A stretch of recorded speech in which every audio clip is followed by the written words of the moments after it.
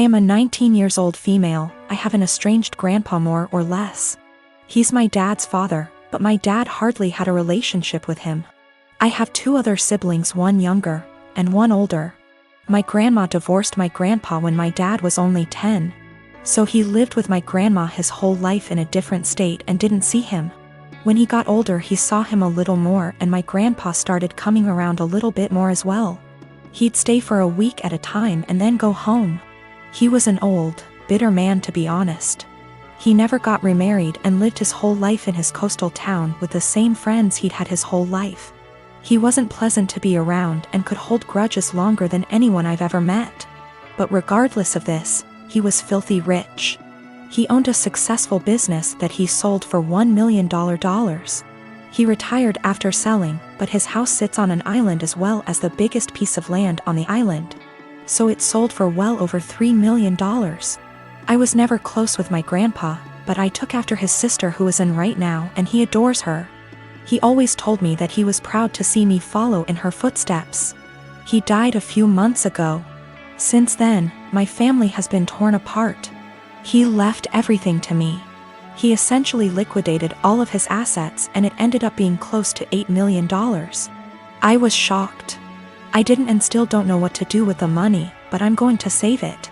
My dad and stepmom as well as my siblings are hounding me to split the money with them. I just can't do it. My dad is an alcoholic who never said anything nice about his dad. Despite him being bitter, my grandpa actually bought my dad a $300,000 house. My dad would 100% drink away any money given to him. As far as my siblings, my brother has full financial support from my grandma as he is the favorite, and he's very wasteful and ungrateful. He never talks to me and always is very mean to me when he does. My little sister is the only person I've actually considered. She's very young, and that's really the only thing stopping me.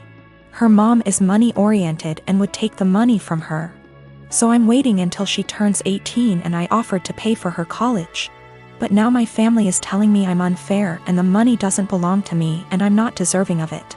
That I'm too young and I'll waste it on cars and clothes. I don't agree, and now they're all threatening to cut me off and never speak to me. Or even sue me if I don't give them all a chunk of the money. I don't know what to do, and I'm buckling under pressure here. I've already had 2 police officers out to my house because my dad is claiming I stole the money from him. Everything was through an attorney. I know I did nothing wrong legally, but morally? I don't have a problem with the idea of parents who stay home with their kids. It's not like that. I get that childcare is expensive, and that oftentimes it just makes sense. What I have a problem with is my teenage daughter literally planning her life to only become a som. As in, no college, no jobs, no certifications, nothing at all to support herself until that time might come. I told her that it doesn't have to be college, that not everyone needs college. But that she needs to do something to start making money to put away so that, if anything goes wrong with her plan, she has a way to support herself and the potential kids. Her feedback was that her backup plan was me and my husband. She would move in with us and go from there. We would help them survive. I told her then, what happens if we die, or we're incapacitated? She said, I don't know, Mom, this is ridiculous. None of it is going to happen. I told her bluntly that I don't want her becoming Nancy Botwin 2.0, that if something happens, she needs to have a backup plan and something behind her other than relying on other people. I emphasize that again, it does not need to be college. She can start working retail to learn customer service skills that she can carry on to doing call center work from home if need be. She can start working as a receptionist somewhere. She can do any number of things. But she says no, she's going to plan to be a som. With that all in mind, I asked her, when she graduates high school, what is she going to do? She said, just try to find a husband. Maybe marry someone in the military. I asked her again, in between that time, how is she going to pay her bills? Her rent? She said she assumed she would be living at home. I told her no, and that she would be moving out. She could live at home if she gets a job or tries to get some kind of community college degree or certification. But that if she insists on being a deadbeat loser and waiting for a man to come and rescue her, she's on her own. This didn't go over well. and I am now being held up as totally unreasonable, mean, etc. I don't think I'm wrong at all. I want to set her up for a lifetime of success and happiness. If this wonderful man who comes and whisks her away, knocks her up, etc., gets injured or dies, I don't want to have her come knocking at our door because she can't afford to take care of herself. It all began after the first month we started dating, and I don't know why I didn't end things right then and there. While I was taming a shower, he looked through all of the photos on my laptop and yelled at me cause I still had photos of me and my ex. I didn't even remember, cause I don't look at those photos and I guess I was too lazy to delete them. Also, I don't use that laptop so often since it's slow. So, yeah. I wasn't being sentimental. I've always been a nosy person and I admit I stalked his wall, his exes, even his parents, but it was all public info.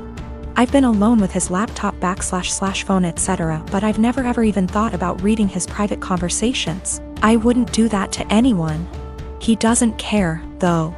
He memorized my iPad password and he read everything, including some really private posts on Reddit. He yelled at me and broke up with me. He occasionally lurks in my Facebook account, because I'm dumb and I'm always like, no, he wouldn't do that again, but he always does.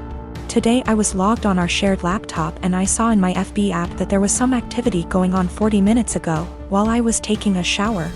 I looked the Chrome history, but he had deleted everything.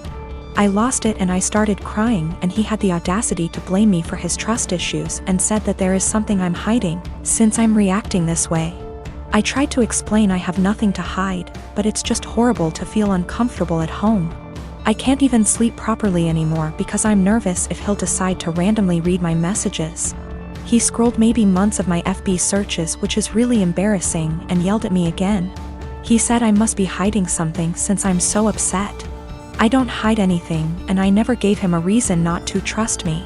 Once he dumped me and I grabbed a beer with an old friend and he found out. Blamed me for cheating on him and even complained to my mother. I go to therapy every week, not only because of him, I have other issues. There was this group session and I met a boy who has similar problems to mine and I felt that finally I'd have someone outside therapy to talk to. He's not my type and I didn't like him in a romantic way. I just felt we could be friends, but my boyfriend found out we've talked once, because he was snooping again OFC. And again yelled at me. He said I was a cheater and that's why he had trust issues. I've always been faithful and I didn't deserve this. I changed all my passwords, but I'm tired of feeling uncomfortable in my own home. He went out and told me I deserve this and he's right to invade my privacy and I have no right to be mad. I don't know what to do anymore. I finally picked up some courage and ended this pathetic excuse of a relationship. 2 days ago he came with his mother, OMG, to collect his stuff and also took the laptop he gave me as present. Which was pathetic. So I recently got together with a guy from my hobby. He asked me out first and I had some doubts that we'd work together as a couple because of the age difference. He's 35 and I'm 22. So, in my apartment, since it's an old house that was originally a single-family house, there isn't much soundproofing. And the floors creak when people move. I've gotten used to the sound of the guy upstairs getting up at 4 a.m. since he starts work at 5. And the sound of the girls in the apartments to either side of mine watching telenovelas till midnight. Taking work calls all day and having friends over on weekend nights. I know when I play music or have friends over, some of the sound leaks through the walls. So I'd never get upset about hearing my neighbors because it goes both ways. So, when my boyfriend started coming over more often, he had complaints about the neighbors. Which put me in an awkward place. He wanted to go speak to them or have me text them and I said no. For example, one of the early times he stayed over we went to bed around 10. He wanted me to ask my neighbor to turn down her TV. I said she didn't have it that loud and she turns it off at midnight anyway. At 4 a.m., he got very irritated with my upstairs neighbor getting up and cooking breakfast. I said that he would be done by 5 because that's when his shift starts. At 7 a.m., he was still trying to sleep in and the neighbor on the other side had some work calls that he said he couldn't sleep through. I offered him earplugs and he said he couldn't sleep with them in either. He wanted me to ask her to quiet down. He had similar comments every time he heard someone else in the building just living their life, especially if it was when he was in bed. I got frustrated with my boyfriend and told him, you can't expect to date a hot young 22-year-old and not want to deal with a 22-year-old's living situation. I don't know if you realize, but this is a normal apartment for someone my age. Hell, my neighbors are pretty great. Nobody's throwing loud parties on work nights. Nobody's having screaming fights. Nobody's having babies. The hot young part was in sarcastic air quotes because those were his words, not mine. He got irritated and asked why I was bringing age into it. And I said it's because he can't both want someone so young and also want someone with house kinda money. And he was being so out of touch with how normal people in their 20s live. He got really irritated with me bringing age into it. And even more annoyed when I'd respond to his neighbor complaints in the future with, okay, boomer. Or tell him that if he wanted me to have a rich person apartment, he could pay for it. It's not possible for me to get to his house on my own because I don't have a car and the buses don't go that far into the suburbs. So that would mean him driving 30 minutes from his house in the suburbs to pick me up, then an extra 30 to drive me to his house. Then an hour round trip early in the morning to get me home in time for work. It's a lot easier for him to visit me in the city. I am using boomer as a joke or a figure of speech to say acting out of touch and entitled to tell other people what to do. It is a common figure of speech to say, okay, boomer, to someone who is acting entitled regardless of their actual age. It's more of a mindset thing. I googled his property records for his house and he co-owns it with a woman who shares his last name. Holy shit. I don't know if she's his wife or ex-wife or what, but I'm out of here. I'm honestly freaking out right now, but I just gotta say, great big thank you to everyone who noticed red flags and made me question that. I've blocked his number. He can have fun figuring out where I went.